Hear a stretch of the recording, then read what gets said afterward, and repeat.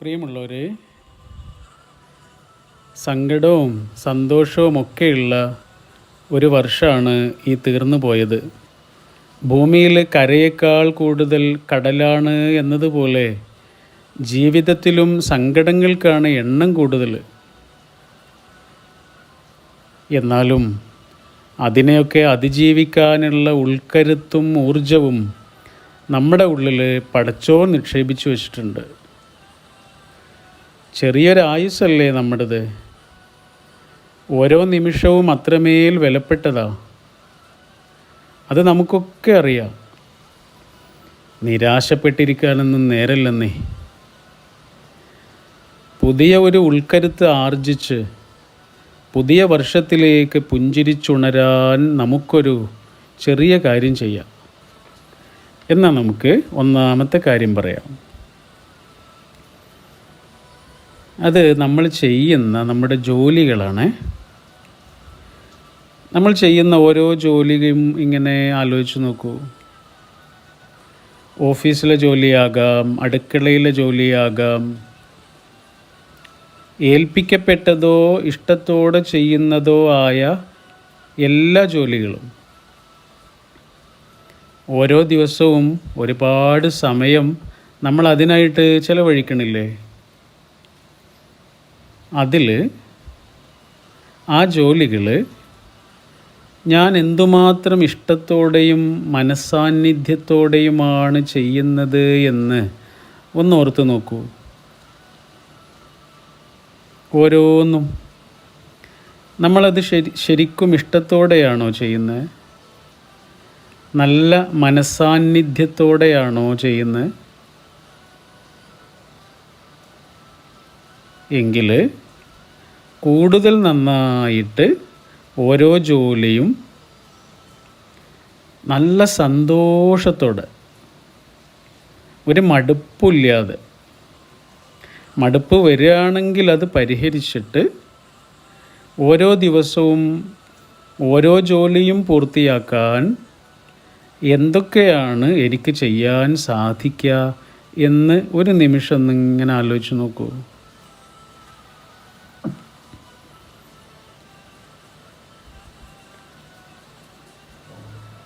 ആലോചിച്ച.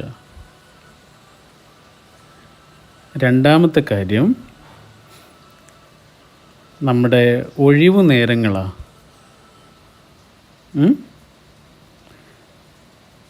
ശരിക്കും നമ്മുടെ ഒഴിവു നേരങ്ങൾ തീർന്നു പോകുമ്പോൾ നമ്മുടെ മനസ്സ് ഹാപ്പി ആവാറുണ്ടോ?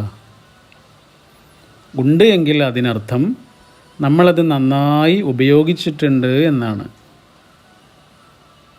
അല്ലേ? ഏതൊരു മനുഷ്യനും സ്വന്തത്തെ സ്നേഹിക്കാൻ കുറച്ച് സമയം എല്ലാ ദിവസവും വേണം. നമുക്ക് മാത്രമായിട്ടുള്ള നേരമാണത്. നമ്മുടെ മനസ്സ് സന്തോഷത്തിലാകുന്ന എന്തെങ്കിലും ഒരു കാര്യം ചെയ്യാനുള്ള നേരം. മീ ടൈം എന്നാണ് അതിന് പറയുക. നമുക്കതുണ്ടോ? ഒരു മീ ടൈം ഉള്ള ആളാണോ നമ്മൾ? ഇല്ലെങ്കിൽ എനിക്കത് വേണം എന്ന് മനസ്സിൽ ഉറപ്പിക്കൂ. ഉണ്ട് എങ്കിൽ എനിക്കത് കുറച്ചുകൂടെ നന്നായിട്ട് ചെയ്യണമെന്നും മനസ്സിൽ ഉറപ്പിക്കൂ.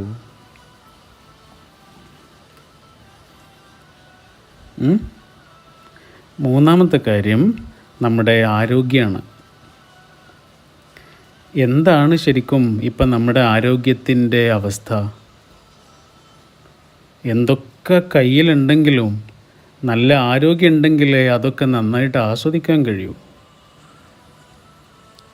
നമ്മുടെ ശരീരം വേണ്ടത്ര വെയിറ്റിലാണോ ഇപ്പോൾ ഉള്ളത്?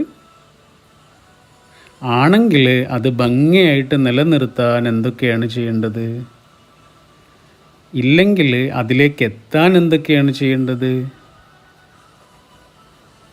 തടിയല്ല കേട്ടോ.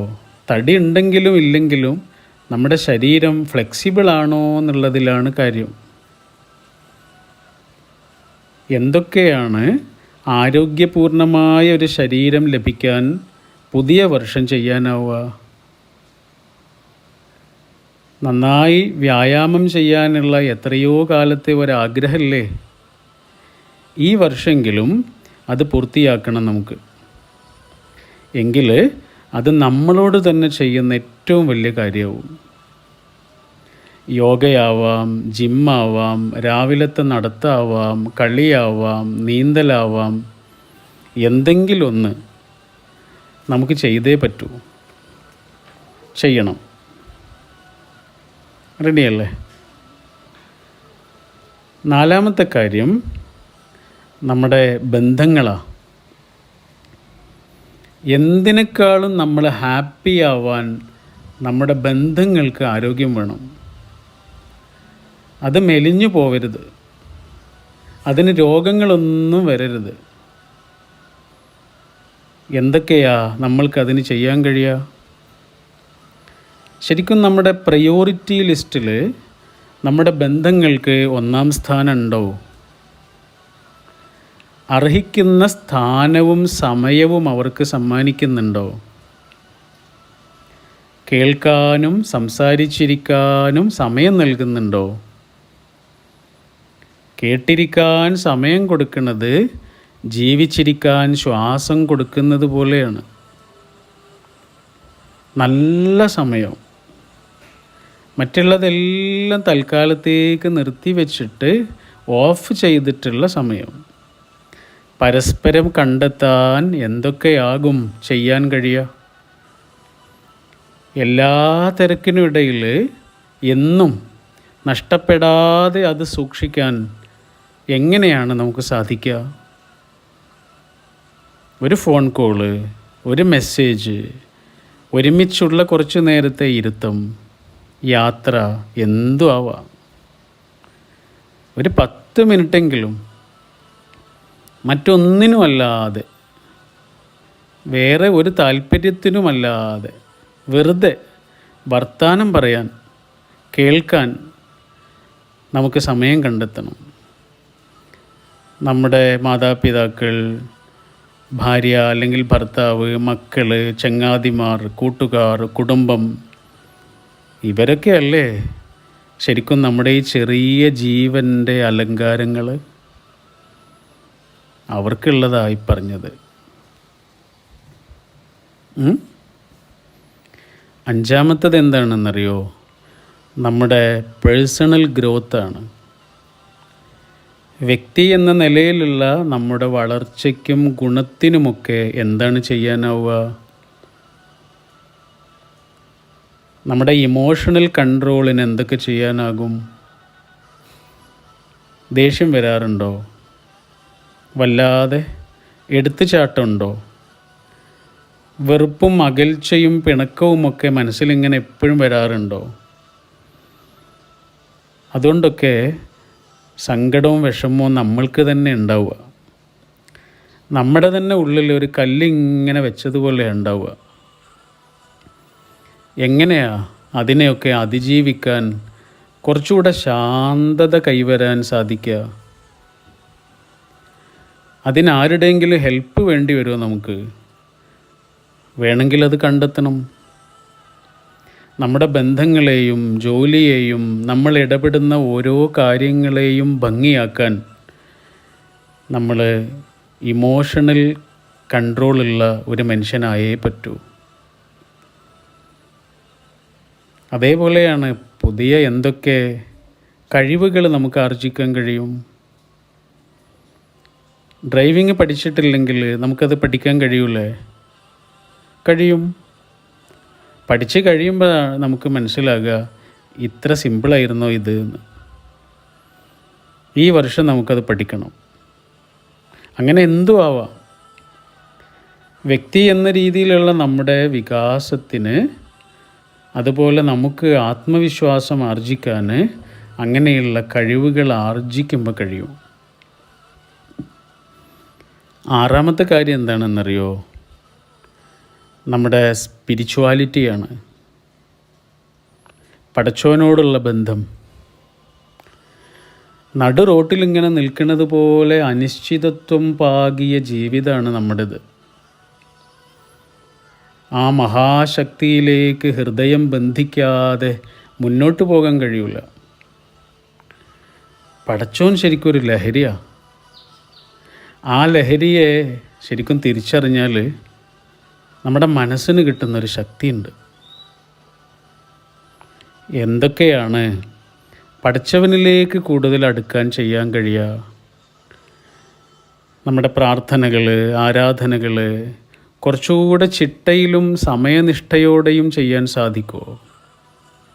സാധിക്കണം. ഏഴാമത്തെ കാര്യം എന്താണെന്നറിയോ? സമൂഹത്തിന് വേണ്ടി, നമ്മുടെ ചുറ്റുമുള്ള ആൾക്കാർക്ക് വേണ്ടി നമുക്ക് എന്ത് ചെയ്യാൻ കഴിയും? നമുക്ക് കിട്ടിയ അനുഗ്രഹങ്ങളില്ലേ, അതെന്തും ആവാം. പണം മാത്രമൊന്നുമല്ല, സമയമുണ്ട്, ആരോഗ്യമുണ്ട്, ഇതൊക്കെ ഇല്ലേ? അതൊക്കെ നമ്മുടെ ചുറ്റുമുള്ള ആളുകൾക്ക് വേണ്ടിയിട്ട് എങ്ങനെയൊക്കെ വിനിയോഗിക്കാൻ കഴിയും? മനുഷ്യന്മാർ മാത്രമല്ല കേട്ടോ, ഒരു ചെടിയാവാം, ചെറിയ ജീവികളാവാം, പക്ഷികളാവാം, മൃഗങ്ങളാവാം, അല്ലേ? അവർക്കൊക്കെ വേണ്ടിയിട്ട്, ചുറ്റുമുള്ള മനുഷ്യന്മാർക്ക് വേണ്ടിയിട്ടും. ഏതെങ്കിലും ഒരു കൂട്ടായ്മയിൽ നമ്മളൊരു വോളണ്ടിയറാണോ? ആലോചിച്ച് നോക്കൂ, എന്തൊരു സന്തോഷമാണെന്നറിയോ അങ്ങനെ വോളണ്ടിയറൊക്കെ ആയിട്ട് നമ്മൾ പ്രവർത്തിക്കുമ്പോൾ. നമുക്ക് സ്യൂട്ടബിളായൊരു കാര്യം ഉണ്ടാവുമല്ലോ, അത് മതി. അങ്ങനെയുള്ളൊരു കാര്യത്തിൽ സമൂഹത്തിന് വേണ്ടിയിട്ട് നമുക്ക് എന്ത് ചെയ്യാൻ കഴിയും?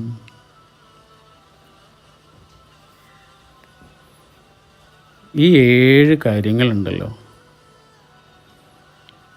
ഇതിലിങ്ങനെ ചുറ്റിപ്പുണർന്നാണ് നമ്മുടെ ജീവിതമുള്ളത്. ഓക്കെ, നല്ലൊരു ഡീപ്പ് ബ്രീത്ത് എടുത്തിട്ട് കണ്ണ് മെല്ലെ തുറക്കണം. ഡീപ്പ് ബ്രീത്ത് എടുത്തിട്ട് കണ്ണ് മെല്ലെ തുറക്കണം. എന്നിട്ട് ഈ പറഞ്ഞതിൽ വളരെ പ്രധാനപ്പെട്ടത് എന്ന് തോന്നിയ 1-2 കാര്യങ്ങളില്ലേ, പറഞ്ഞപ്പോൾ തന്നെ നമ്മുടെ മനസ്സിലിങ്ങനെ കടന്നുകൂടിയ 1-2 കാര്യങ്ങൾ, അതൊന്നുകൂടെ ഓർത്ത് നോക്കൂ. മനസ്സിൽ പതിഞ്ഞ കാര്യം, അതിലൊന്നെടുക്കുക. ഉദാഹരണത്തിന് ഡ്രൈവിംഗ് പഠിക്കണം എന്നുള്ള ഒരാഗ്രഹം വന്നു, അത് മാത്രം എടുക്കൂ. അതല്ലെങ്കിൽ പടച്ചോനോടുള്ള ബന്ധം, പ്രാർത്ഥനയിൽ കുറച്ചുകൂടെ സമയനിഷ്ഠ എന്നൊരു കാര്യമാണെങ്കിൽ അത് മാത്രം എടുക്കൂ.